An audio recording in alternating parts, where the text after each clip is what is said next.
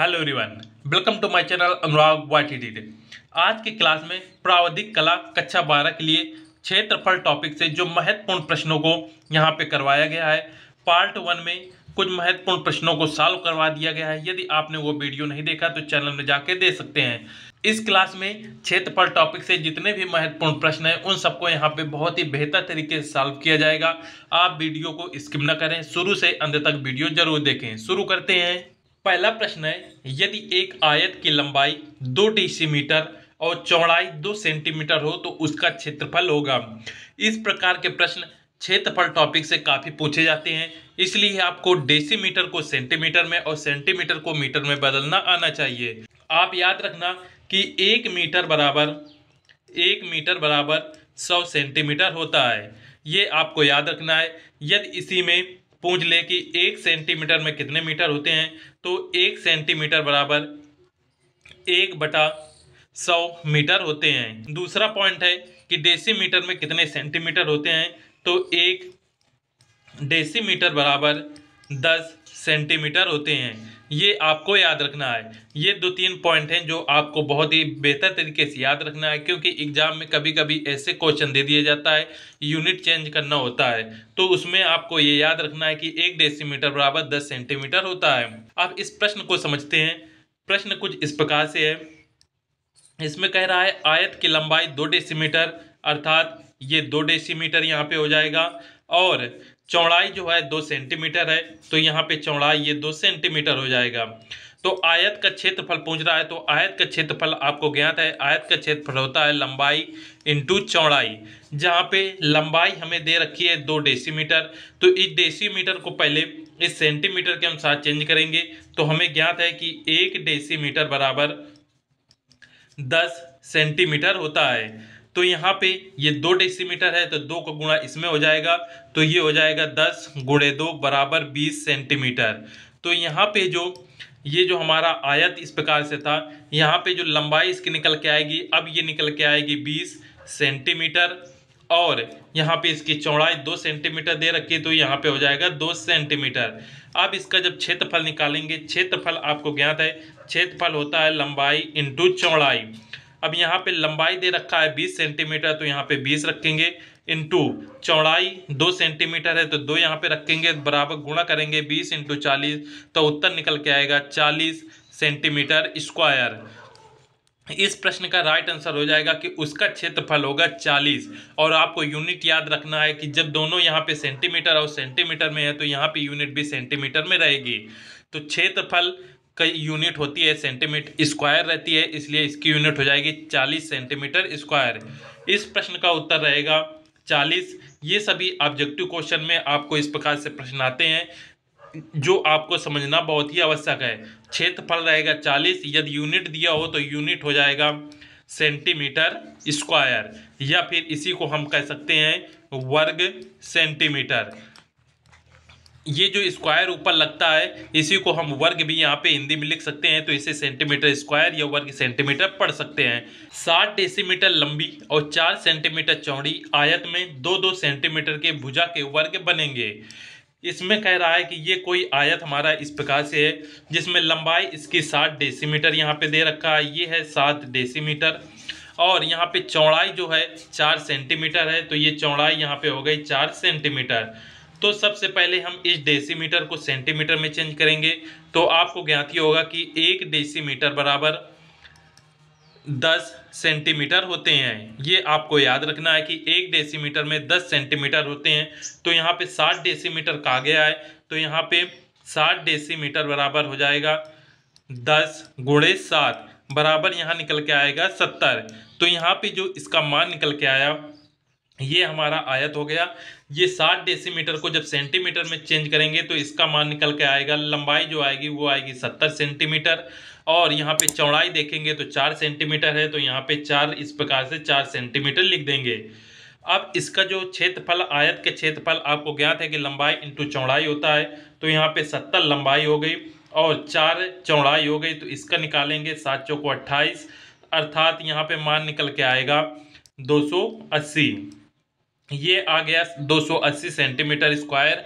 ये आया आयत का क्षेत्रफल। किंतु यहाँ पे देखेंगे कि 2-2 सेंटीमीटर के भुजा के वर्ग बनाने हैं। जब वर्ग बनेगा तो वर्ग कुछ इस प्रकार से हमारा बनेगा और इसका वर्ग है 2-2 सेंटीमीटर, अर्थात ये भुजा 2 रहेगी, ये भुजा 2 रहेगी। तो वर्ग का क्षेत्रफल हम निकालेंगे, वर्ग का क्षेत्रफल होता है भुजा स्क्वायर। तो यहाँ पे 2 का स्क्वायर करेंगे तो इसका मान निकल के आ गया 2 दूनी 4। ये देखिए हमारा आयत का क्षेत्रफल निकल आया, ये वर्ग का क्षेत्रफल निकल के आ गया। अब इसमें कह रहा था कि आयत के 2-2 सेंटीमीटर भुजा के कितने वर्ग बनेंगे। क्योंकि हमें कितने वर्ग बनेंगे ये निकालना है, तो ये जो आयत का क्षेत्रफल निकल के आया है 280, इस 280 में ये जो भुजा जो वर्ग का क्षेत्रफल निकल के आया था वो निकल के आया था 4 का इसमें भाग देंगे तो 7 चौको 28, अर्थात इसमें जो वर्गों की संख्या होगी वो वर्ग बनेंगे 70। ये याद रखना है कि वर्ग जो इसमें बनेंगे वो रहेंगे 70। 4 का भाग जब 280 में देंगे तो 7 चौको 28, 7 बार जाएगा और ये 0 ऐसे आ जाएगा तो 70 ये निकल के आ जाएगा। तो इस प्रश्न का राइट आंसर हो गया कि 60 डेसीमीटर लंबी और 4 सेंटीमीटर चौड़ी आयत में 2-2 सेंटीमीटर भुजा के जो वर्ग बनेंगे वो बनेंगे 70। नेक्स्ट क्वेश्चन है, एक त्रिभुज का आधार 6 सेंटीमीटर और ऊंचाई 2 सेंटीमीटर हो तो उसका क्षेत्रफल कितना वर्ग मीटर होगा। सबसे पहले त्रिभुज का आधार, तो इसमें सबसे पहले हम एक त्रिभुज का निर्माण करते हैं। ये मान लीजिए कोई त्रिभुज का आधार हो गया, इस त्रिभुज के आधार में ये ऊपर का भाग हो गया इस प्रकार से। अब इसके बाद त्रिभुज का जो आधार है वो 6 सेंटीमीटर है, तो आधार ये हो गया 6 सेंटीमीटर। इसका नाम दे देंगे, ये हो जाएगा ABC। AB त्रिभुज का आधार है और इसकी जो लंबाई दी है वो है 6 सेंटीमीटर और ऊंचाई यहाँ पे 2 सेंटीमीटर दे रखा है। तो ऊंचाई यहाँ से इस प्रकार से लंब करेंगे और इसकी ऊंचाई यहाँ पे हो जाएगी 2 सेंटीमीटर। अब इसका क्षेत्रफल कितना वर्ग सेंटीमीटर होगा, तो आपको ज्ञात होगा जो त्रिभुज का क्षेत्रफल होता है, त्रिभुज का क्षेत्रफल होता है 1/2 इंटू आधार इंटू ऊंचाई। तो यहाँ पे बराबर करेंगे तो 1/2 इंटू आधार देखेंगे तो ये 6 है तो यहाँ पे 6 आ जाएगा, इंटू ऊंचाई 2 सेंटीमीटर है तो 2 आ जाएगा। इस 2 से ये 2 कट जाएगा, बचेगा कितना 6। तो जो क्षेत्रफल निकल के आया वो निकल के आया 6 वर्ग सेंटीमीटर। राइट आंसर इसका रहेगा 6 वर्ग सेंटीमीटर। नेक्स्ट क्वेश्चन है, किसी वृत्त का क्षेत्रफल होता है।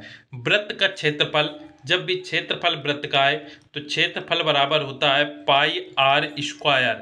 ये वृत्त का क्षेत्रफल का सूत्र आपको याद रखना है कि वृत्त का क्षेत्रफल होता है पाई आर स्क्वायर।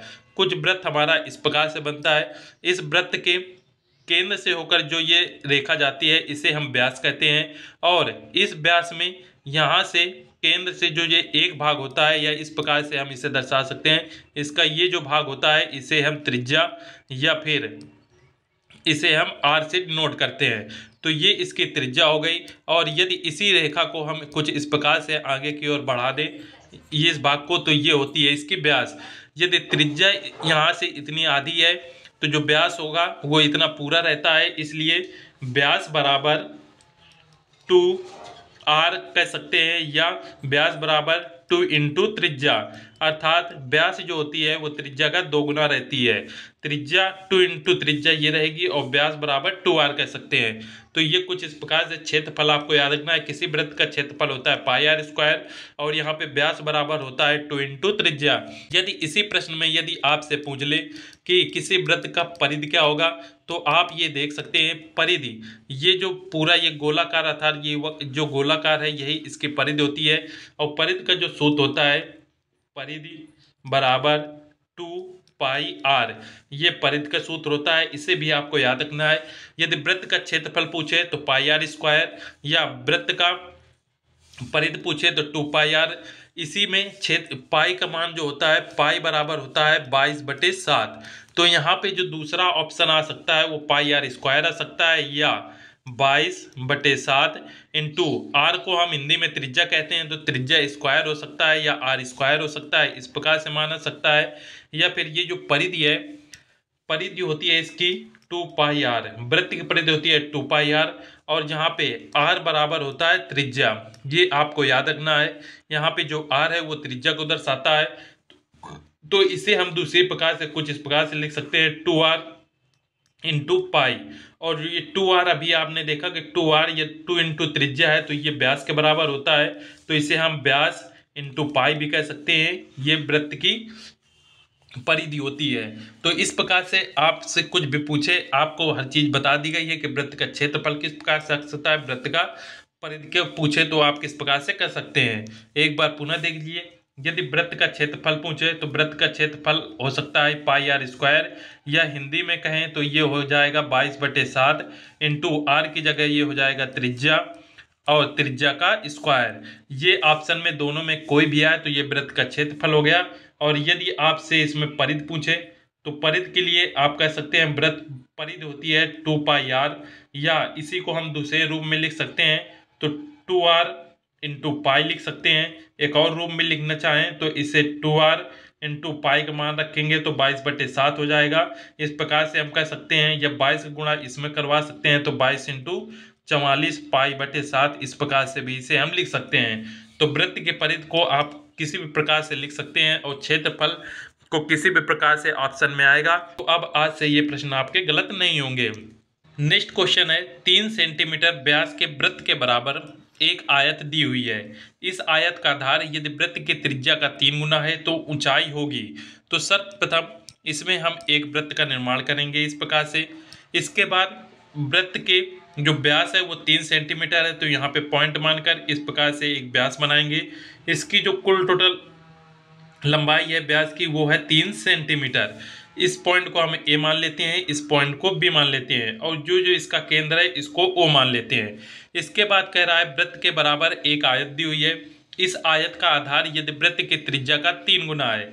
आपने देखा कि जो व्यास है वो टोटल 3 सेंटीमीटर है, तो ओ से ए तक की दूरी अर्थात ये त्रिज्या रहेगी वो 1.5 रहेगी, और ओ से बी तक की जो दूरी रहेगी वो 1.5 रहेगी, क्योंकि व्यास का जो आधा होता है वही त्रिज्या होती है।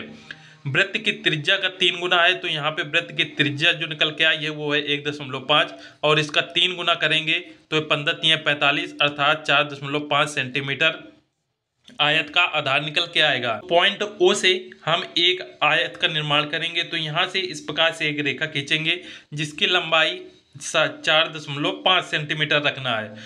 यदि ये 4.5 सेंटीमीटर है, ए से जो रेखा जाएगी वो भी 4.5 सेंटीमीटर होगी, क्योंकि आपको ज्ञात है कि जो आयत की भुजाएं होती हैं आमने सामने की भुजाएं बराबर होती हैं।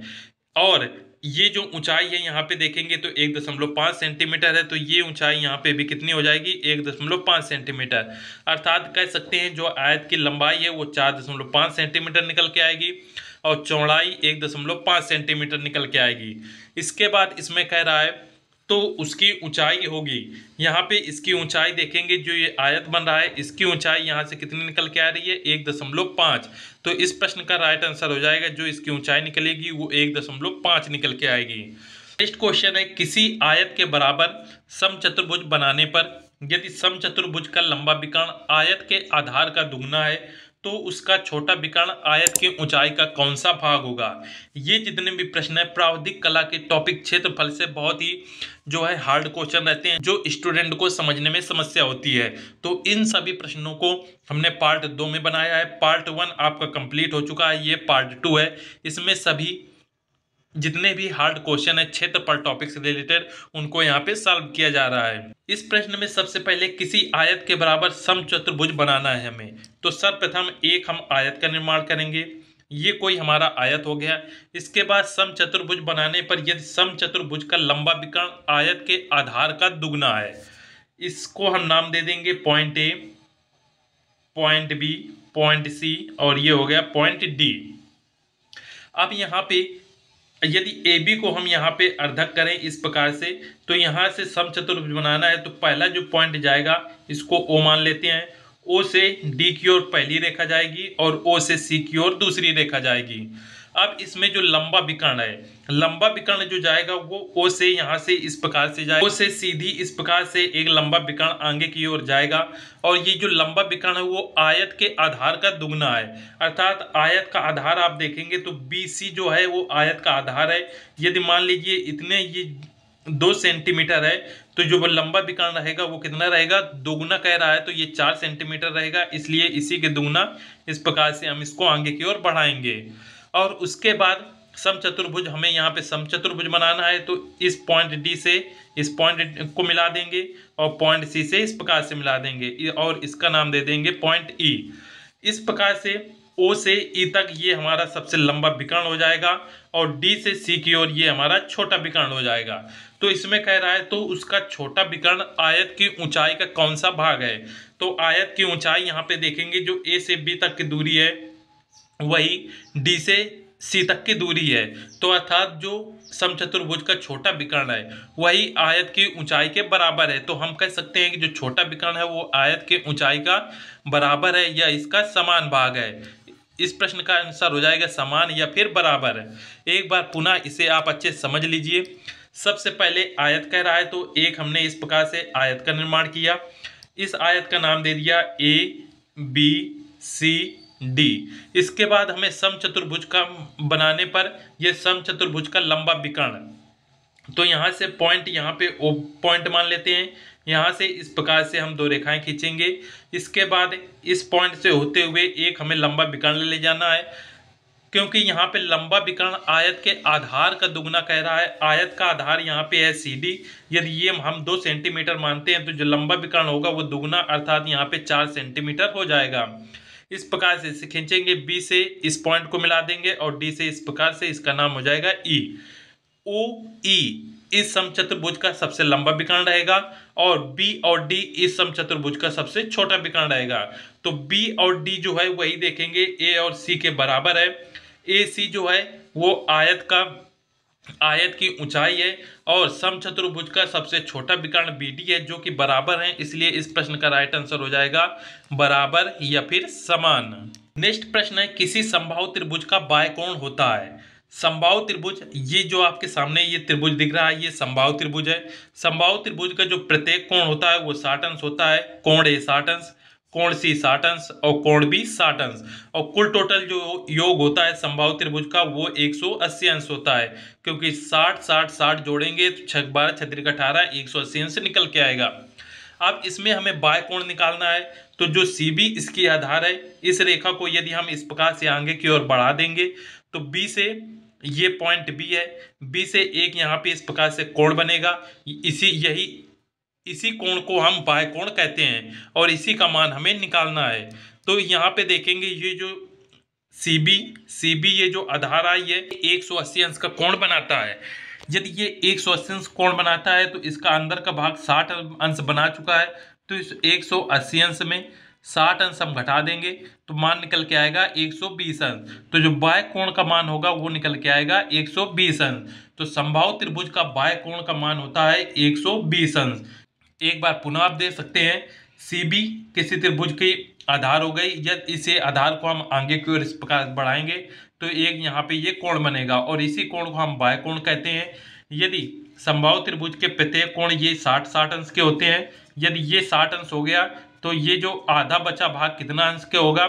कुल टोटल ये जो रेखा गई है ये 180 अंश का कोण बनाती है। तो 180 में हम ये जो अंतःकोण बना हुआ है इसे हम घटा देंगे तो मान निकल के आएगा 120 अंश और इसी समबाहु त्रिभुज का जो बाह्य कोण होगा वो निकल के आएगा 120 अंश। नेक्स्ट क्वेश्चन है किसी समपंचभुज का अंतःकोण होता है। किसी समपंचभुज का अंतःकोण होता है। ये आप देख सकते हैं ये समपंचभुज बने हैं। समपंचभुज का मतलब होता है जिसमें ये 5 बराबर भुजाएं हो। ये आप देख सकते हैं ये 5 बराबर भुजाएं इसमें बनी हुई हैं। इसके बाद इसका अंतःकोण पूछ रहा है। तो जो समपंचभुज का अंतःकोण होता है वो 108 डिग्री होता है। ये इसके अंतःकोण होते हैं। प्रत्येक ये जो कोण रहेंगे ये सभी 108 डिग्री के होते हैं। तो इस प्रकार से इस पर इनका आंसर होगा 108 डिग्री। और यदि इसमें समपंचभुज में सभी भुजाओं का योग पूछे कितने अंश होगा तो आपको याद रखना है ये 108 इंटू कितनी भुजाएं थी। ये देखिए 2 3 4 5 भुजाएं थी तो 108 में 5 का गुणा करेंगे तो मान निकल के आएगा 540 अंश। समपंचभुज के सभी भुजाओं का योग 540 अंश होता है। और यदि अंतःकोण पूछे तो अंतःकोण होता है 108 अंश और यदि बाह्य कोण पूछे तो बाह्य कोण होता है 72 अंश। नेक्स्ट क्वेश्चन है किसी समपंचभुज के बराबर त्रिभुज बनाने के लिए यदि उसका आधार पंचभुज के आधार का 5 गुना लिया जाए तो शीर्ष कोण बिंदु पंचभुज में कहाँ रहता है। इस प्रश्न को अच्छे समझ लीजिए। कह रहा है कोई समपंचभुज के बराबर, ये हमारा समपंचभुज का चित्र हो गया। ये आप इसमें देख सकते हैं ये समपंचभुज कुछ इस प्रकार से बनेगा। इसी समपंचभुज के बराबर एक त्रिभुज बनाना है हमें। और यदि इसका आधार जो है, ये जो त्रिभुज बना है, ये देखिए यहाँ पे आप देखेंगे तो इस प्रकार से ये हमने समपंचभुज का निर्माण कर लिया। अब इस समपंचभुज का आधार पंचभुज के आधार का 5 गुना हो, अर्थात AB से यहाँ तक की दूरी यदि 2 सेंटीमीटर है तो उसका आधार 5 गुना होगा, तो 2 गुणे 5 करेंगे तो ये कुल टोटल लंबाई कितनी निकल के आएगी, 10। अर्थात यहाँ से पॉइंट F से लेके पॉइंट Q तक की जो दूरी है, ये कुल टोटल दूरी यहाँ पे 10 हो जाएगी। क्योंकि यदि इसकी समपंचभुज का जो आधार है उसके 5 गुना हमें लेना है। यहाँ पे आप देख सकते हैं कह रहा है कि उसका आधार पंचभुज के आधार का 5 गुना है। ये यदि यहाँ से यहाँ तक की दूरी 2 सेंटीमीटर है तो इसका जो आधार रहेगा, त्रिभुज का आधार उसके 5 गुना रहेगा। तो 2 ये है तो 2 का 5 गुना करेंगे तो 10, अर्थात ये कुल टोटल जो आधार की त्रिभुज का जो आधार की कुल लंबाई रहेगी वो रहेगी 10 सेंटीमीटर। तो उसका शीर्ष बिंदु पंचभुज में कहाँ रहता है, तो जब ये त्रिभुज का आधार यहाँ पे निकल आएगा तो जो उसका शीर्ष बिंदु रहेगा वो देखिए यहाँ पे जाएगा कुछ इस प्रकार से, और ये शीर्ष बिंदु जो रहेगा वो पंचभुज के केंद्र में रहेगा। तो आपको याद रखना है जब भी इससे ऐसा प्रश्न आए कि समपंचभुज के बराबर त्रिभुज बनाने के लिए यदि उसका आधार पंचभुज के आधार का 5 गुना है तो उसका शीर्ष बिंदु पंचभुज में कहाँ रहता है, तो पंचभुज में कहाँ रहता है, उसके केंद्र में रहता है। ये आपको याद रखना है, या इसे आप अच्छे से समझ लीजिए जिससे याद आपको नहीं करना पड़ेगा। क्षेत्रफल टॉपिक से जितने भी महत्वपूर्ण प्रश्न थे वो पार्ट 1 और ये पार्ट 2 में समाप्त कर दिए गए हैं। इन दोनों को आप अच्छे से देख लीजिए। क्षेत्रफल टॉपिक से कभी भी प्रश्न आपके गलत नहीं होंगे। और आज का हमारा प्रश्न है, एक त्रिभुज का क्षेत्रफल उसके आधार और ऊंचाई के गुणनफल का कितना भाग होता है। इस प्रश्न का उत्तर कमेंट करना है कि त्रिभुज के क्षेत्रफल और उसके आधार ऊंचाई के गुणनफल का आधा भाग होता है या फिर दोगुना होता है, ये आपको कमेंट करके बताना है। यदि आप हमारे सोशल मीडिया अकाउंट से जुड़ना चाहते हैं तो आप इनमें से किसी भी जो आप यूज करते हैं वहाँ पे ज्वाइन कर सकते हैं। इंस्टाग्राम ज्वाइन करने के लिए अनुराग YTD सर्च करें, टेलीग्राम ज्वाइन करने के लिए अनुराग YTD सर्च करें, यदि आप फेसबुक चलाते हैं तो सर्च करें अनुराग YTD। यहाँ पे आपको विभिन्न प्रकार की जानकारी दी जाती है और आप इनसे जुड़ सकते हैं। और यदि आप चैनल में पहली बार आए हैं तो हमारे YouTube चैनल अनुराग YTD को सब्सक्राइब अवश्य कर लें, जिससे आने वाली सभी वीडियो की नोटिफिकेशन आपको मिल सके। मिलते हैं नेक्स्ट वीडियो में। जय हिंद।